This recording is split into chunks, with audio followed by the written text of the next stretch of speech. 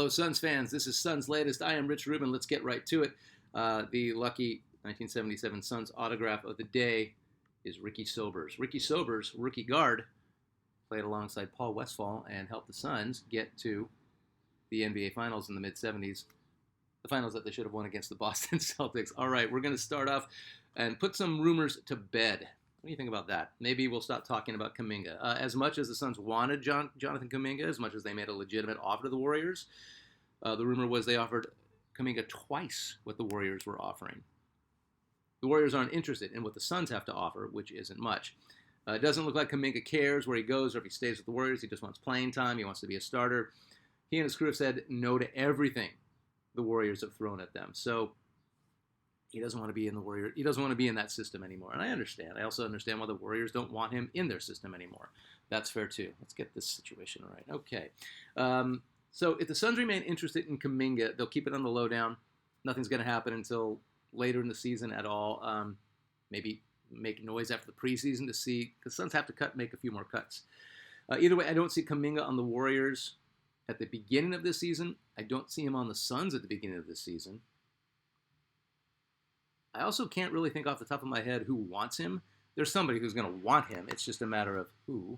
It's also a matter of is Kuminga going to say, "Oh man, I'm turning down way too much." But I keep going back and forth with this. But I think it's time to put that one to bed, and so we'll stop talking about Kuminga unless there's really something legit. Ben Simmons is absolutely a no-go. There was a blip on the radar and a tiny inquiry made to Ben Simmons and his camp. It looks like he might sign with the Knicks. There was another rumor that Simmons had signed with the Lakers. Totally not true. That's why they're called rumors. There's the rumor of the Suns being a front runner to sign Chris Middleton, which I think is really weird and a step in the wrong direction. When we get to comments, we're going to have a few people talking about no more old guys. We got what we need. Middleton was a great player. He's not Chris Middleton anymore. He hasn't been himself for a while. He hasn't averaged 20 points in over 5 years. Hasn't played a full 82-game season in over 7 years. And coming off the worst season he's ever had as a pro with the Wizards. The Bucks let him go for Kyle Kuzma. The Bucks were looking at him going, he had surgery on both ankles this past year. You don't need a guy like that who's going to be 34. You just don't need it. I really hope that stays in Rumorville. Yeah, and it's really kind of a bummer because I really did love Chris Middleton, and he absolutely destroyed the Suns in the 2021 finals. All right, moving on to our youngsters. For what they had to work with before the KD trade, it is not a stretch to say the Suns are up there as far as teams that won the 2025 draft with what they had to work with. They didn't even have a draft pick until the KD trade. So, limited assets, big moves. Let's go over our three awesome rookies. Rasheer Fleming, crazy athlete, 3-and-D, defensive instincts. 7'2" wingspan? Oh my God. Huge, fast first step for a big man. Massive upgrade on defense. Now, if you watch him back up Dylan Brooks, that's what I'd like to see happen. I would like to see him get put in that spot right away. Because I think out of any new guy and rookie that we have, he's the one that will probably thrive under the most pressure. He just seems like a freaking gamer to me, and I think he's that kind of guy that wants to beat the snot out of you, and we need that attitude on the Suns. I don't think we had that attitude last year. In fact, I know we didn't have that attitude last year. Doesn't need to be told to go out and play hard. Crazy motor. We need a guy like Rasheer Fleming. Kobe Brea, two-way, 6'6", perfect jumper, crazy hops. I don't know if he's a 3-and-D guy. He's definitely a 3 guy. I don't know and haven't heard much about his defense. Watching him in Summer League, he's tall. He's got crazy hops. I don't know if he's a body defender, but he can definitely disrupt the passing lane if told how within the system of the Suns. I think he could be a really effective 6th or 7th man, depending on what the Suns decide to do with him. Remember, it's always going to be, we're going to have a long, long early part of the season. It's not going to be pretty. We're just testing out new parts. And of course, number 10 overall pick, Kaman Malawach, high potential defensive center, will learn to be an effective back to the basket center. Really good feet. He can deter anything in the lane. He can catch an alley-oop and dunk. He showed plenty of that at Duke. He is a project, and it will take time with Malawach, which is great because we got nothing but time. No one is expecting anything from the Suns this year. So any improvement, which I think they'll get, any improvement will be welcome. The Suns now have an average age of 25.5 years. Not bad going from, like one of the top 3 oldest teams in the league, if not the oldest team in the league, with the highest salary. Yeah, I think we're gonna be okay with our youngsters as long as we give them time to develop. All right, comments this today on Suns latest. They are really going to lead into the 5, and we're going to get to that. From Cloud Cover 6479, I love the geezer stuff. Now I got ripped on for, hey, quit talking about the old stuff, and it's like, no, this is Suns latest. We went over the latest. Now we're going to talk about the older stuff. How bad was that Rick Roby trade? Paper cut lemon juice. Thank you very much. I will never forgive the Suns for that weird trade. Sad part was it was Dennis Johnson for Rick Roby after DJ and Coach McLeod were just not working out together. It's no one's fault. They didn't mesh well. Coach McLeod wanted to run. DJ did not. They couldn't win a playoff series. Coach McLeod was famous for saying, we never won a 7-game playoff series with Dennis Johnson. Okay, but you were his coach. So there's give and take with that. DJ was first team All-NBA his first year with the Suns. 3 times in a row, first team All-NBA defense. You think we could have at least traded for an All-Star, but no, we got Rick Roby, who did nothing. He didn't do anything in Boston. I know we needed a big guy, but it's so frustrating thinking about that. We could have gotten an All-Star for DJ, straight up. Thank you for watching. From @Job7985, we don't need any additional old players. If we were to want any old player, it should have been Chris Paul. Move on from the retreads. 100% agree. Our veterans are Royce O'Neal, Grayson Allen, Devin Booker. Who cares? I mean, those are our old guys. We're not doing too bad as far as the old guys, but you're right. We don't need to bring on any more old guys. Loyal viewer, Metallic Cop, I was just wondering if you had read Paul Westfall's book yet. I am looking forward to getting it. Westfall's book, A Tale of Two Seasons, is next on the list. I haven't read it yet. It's about the difference between coaching the Sonics and coaching at a tiny college, that juxtaposition. I'm currently reading a great book from Ian Thompson called The Soul of Basketball. It's a blip, it's a fly on the wall of a very specific time in the NBA, and it has a lot to do with LeBron, Dirk, the Heatles, Kobe, and someone else. But I can't recommend it enough. I can't put it down. I'm almost done with it, and I only got it a month ago. From @Raising Arizona, no more washed up vets. People come to the Suns to end their career. We trade away all our good young players. Steve Nash came to the Suns not to end his career. It kind of worked out well. I hear what you're saying. Curious Mind 2025, loyal Suns latest viewer. I have to advocate for Kevin Johnson as top 5 or 6 greatest Sun. Ooh, so this is going to be a whole wrench in the armor of what I'm trying to do with the 5, but we are going to get to the 5. But the comments are coming in, so I want to read this. KJ was unstoppable, 21-2, 21 points, 11 assists from 88 to 92. Even Magic, who Kevin played against, thought of KJ in the highest regard. Everybody thought of KJ in the highest regard. That's no secret. Who can forget the Lakers-Suns playoff series? Times reporter said the Suns would fold like a hot tortilla. Suns dominated, winning 4-1, ending the reign of Showtime, causing Riley to leave for Miami. Interesting. I'm going to look on the timing on that, but that is interesting. I think the Lakers were about done anyway. Leg injuries slowed down KJ. He had Barkley on the team. Even hurt, KJ was still excellent. Nothing against Steve Nash. KJ is not remembered, and that's weird. Still not in the Hall of Fame. KJ numbers are better than Nash's. KJ did take the Suns to the finals. KJ had Barkley.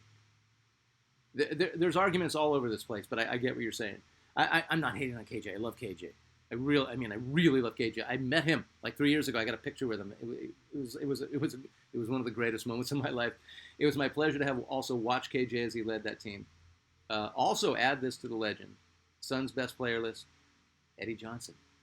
You're so right. I completely forgot to put Eddie Johnson there. 6th man of the year in '89 for the Suns. Suns record for most points in a half at 45 till Book bested him last year. Book bested him in that famous 70-point game. Eddie was drafted and played for Cotton Fitzsimmons in Kansas City too. Really good points, and we're going to get to that. Metallica. I'm aware of later issues like drugs and legal problems. However, if we are just talking Suns legends on court, Sir Walter Davis will be my favorite of all time. You know how, like, if you're a loyal Suns fan, you, in your head, go back and forth who your favorite Sun is? I have, like, KJ, I have Nash, I have Walter Davis, I have Connie Hawkins, I have all these guys who are my favorite. I have Paul Westphal. They're all my favorite, regardless of, they're just favorite Suns. But Walter Davis has a legit argument for top 5 ever. We're going to get to that. Hammerton, 1962. Here's your list. Suns all-time top 6 players by position. Oh, Steve Nash, Devin Booker, Kevin Durant, Charles Barkley, Shaquille O'Neal, Paul Westphal. I'm not putting Shaq in my top 5. I'm not putting Kevin Durant in my top 5. The other ones, the other ones I agree with. Shaq was not Shaq when he got to the Suns. He's on the list. He's on top 15, top 20, but he's not a top 5. He's just not. If Suns had Shaq in his prime, he'd be the greatest player in Suns history. All right, so moving on to the 5. So the 5 is this thing that we're going to do in place of Suns Legend of the Day for a while. We might, next Sun, we might go right back to Legend, but we're going to keep doing this because it's the best thing to do as a Suns fan. So right now, the Suns' all-time starting 5, and there's things you have to have in your Suns career that qualify you for the list. I think I have like 17 on the list. Been doing it for a couple of days. Thanks for your comments. This is why we're doing this. Suns all-time starting 5 right now. I have Paul Westphal, Steve Nash, and Charles Barkley, and I'm not budging. Paul Westphal led the Suns to the finals. Paul Westphal was 3 times first-team All-NBA while with the Suns. He was a leader and was the best all-around player, arguably, of the 70s. Steve Nash, 2-time MVP, changed the whole culture of the Suns, put us back on the map. You can't not have a 2-time MVP that while he was with the Suns. Nash's peak was with the Suns, and it was one of the best peaks in NBA history, 50-40-90, buddy.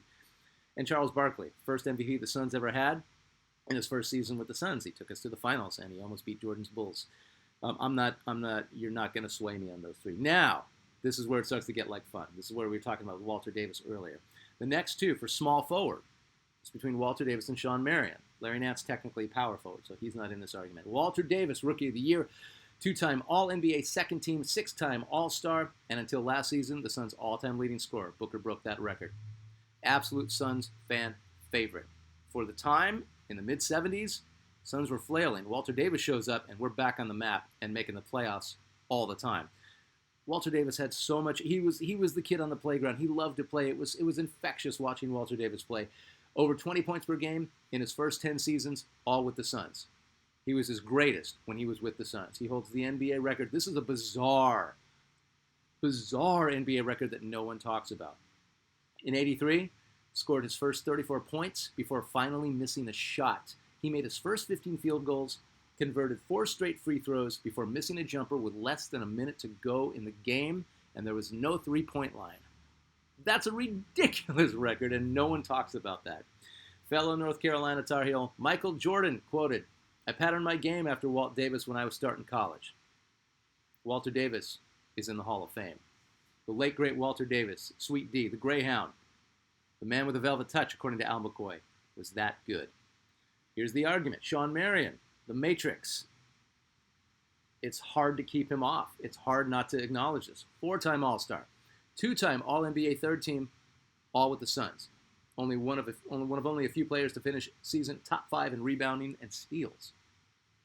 In 2006, he led the NBA in total steals with 156 and received 7 first-place votes, finished 4th in the voting for Defensive Player of the Year, and was not on either first or second All-NBA defensive team.